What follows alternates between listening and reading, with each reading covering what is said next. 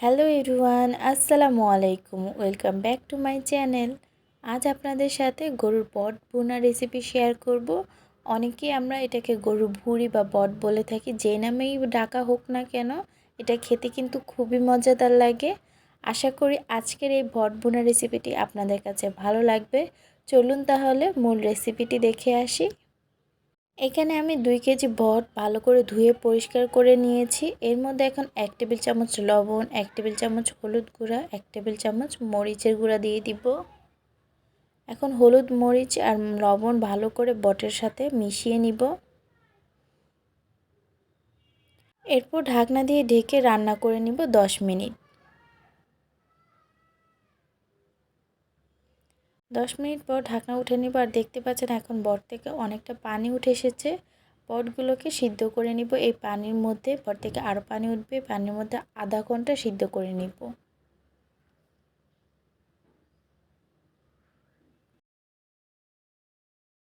এরপর একটি কড়াইয়ের মধ্যে 4 টেবিল চামচ তেল দিয়ে দিব, 2টা তেজপাতা ছিঁড়ে দিয়ে দিব, 3টা দারচিনি, 4টা এলাচ আর 4টা লবঙ্গ দিয়ে দিব। গরম মশলাগুলোকে একটু তেলে ভেজে নিব। এরপর এর মধ্যে দিয়ে দিব 1 কাপ পেঁয়াজ কুচি। এখন পেঁয়াজগুলোকে ভালো করে তেলের মধ্যে ভেজে নিব। পেঁয়াজটা কিছুক্ষণ ভাজা হয়ে গেলে এর মধ্যে এখন 1.5 টেবিল চামচ রসুন বাটা আর 1.5 টেবিল চামচ আদা বাটা দিয়ে দিব। এখন আদা রসুনটাও পেঁয়াজের সাথে ভালো করে মিশিয়ে তেলে ভেজে নিব। এরপর এর মধ্যে দিয়ে দিব 1 টেবিল চামচ হলুদ গুঁড়ো, 1 টেবিল চামচ মরিচের গুঁড়ো, 1 টেবিল চামচ ধনিয়া গুঁড়ো, 1 টেবিল চামচ জিরা গুঁড়ো, হাফ টেবিল চামচ গরম মশলা গুঁড়ো আর লবণ স্বাদ মতো।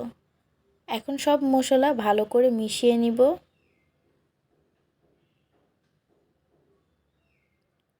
মশলাগুলো মিশানো হয়ে গেলে এর মধ্যে 3 টেবিল চামচ পানি দিয়ে দিব। এই পানির মধ্যে মশলাটাকে 4 থেকে 5 মিনিট কষিয়ে নিব।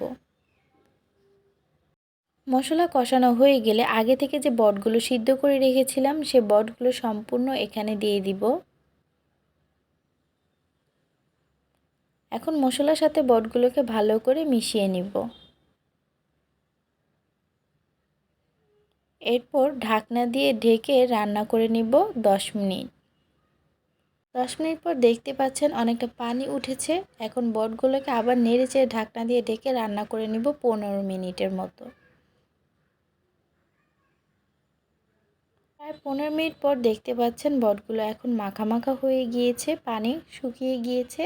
এখন বটগুলো যাতে ভালো করে সিদ্ধ হতে পারে তার জন্য আরও 2 কাপ গরম পানি দিয়ে দিব, আর এটাই ঝোল হিসাবেও থাকবে।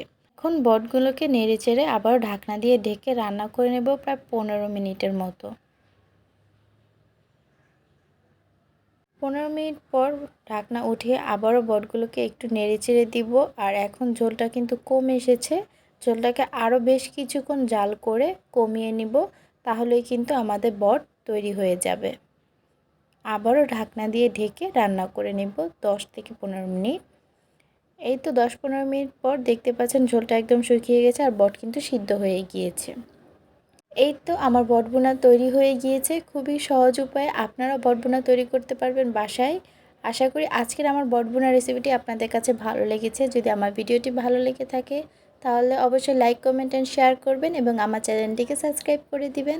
আমার ফেসবুক পেজটিকেও ফলো করে দিবেন। দেখা হবে নতুন কোনো ভিডিওতে। ততক্ষণ ভালো থাকুন, সুস্থ থাকুন। আল্লাহ হাফেজ।